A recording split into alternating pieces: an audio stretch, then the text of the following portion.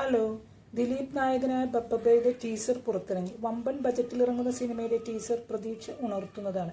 ശരിക്കും ഒരു വെടിക്കെട്ട് ടീസർ. ദിലീപിന്റെ റൺവേ പോലുള്ള സിനിമകളുടെ ഒരു ഓർമ്മ ഉണ്ടാകുന്നുണ്ട് ടീസർ കാണുമ്പോൾ.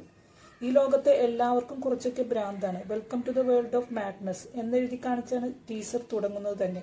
ഇനിയാണ് എന്റെ ഷോ എന്ന് പറഞ്ഞാണ് ദിലീപ് വരുന്നത്. I am a person with mad എന്നൊരു ബാക്ക്ഗ്രൗണ്ട് സ്കോറും ഉണ്ട്. ഈ സിനിമയിൽ പഴയ ജനപ്രിയ നായകന്റെ മിന്നലാട്ടങ്ങളുണ്ട്. പണ്ടത്തെ ആ ഓജസ്സും തേജസ്സും ഒക്കെ കാണുന്നുണ്ട്. പഴയ പോലെ ഉണർവും ആത്മവിശ്വാസവും എല്ലാമുള്ള ഒരു ക്യാരക്ടറാണ് എന്തായാലും വരുന്നത്. പഴയ ദിലീപ് സിനിമകൾ കാണുന്ന ഒരു ഫീലും ഊർജവും ഒക്കെ കിട്ടുന്നുണ്ട് ടീസർ കാണുമ്പോൾ. ഇനിയാണ് എന്റെ ഷോ തുടങ്ങുന്നത് എന്ന് പറഞ്ഞാണ് ആള് വരുന്നത് തന്നെ. ഇനി സന്ധിക്കും വരെ വണക്കം എന്ന് പറഞ്ഞ ടീസർ അവസാനിക്കുന്നു. ഇതിലൊരു ക്യാമിയോ റോളിൽ മോഹൻലാൽ ഉണ്ട്. ഒരു പക്ഷേ നമ്മുടെ ലൂസിഫർ സെറ്റപ്പിൽ ഒരു വണ്ടർ ബോസ് ആണോ മോഹൻലാൽ? എന്തായാലും നമുക്ക് കാത്തിരുന്ന് കാണാം. പ്രതീക്ഷയ്ക്ക് വക നൽകുന്ന ഒരു ടീസറാണ്. കിടിലൻ റോളുകളിൽ ധ്യാൻ ശ്രീനിവാസനും വിനീത് ശ്രീനിവാസനും ഉണ്ട്.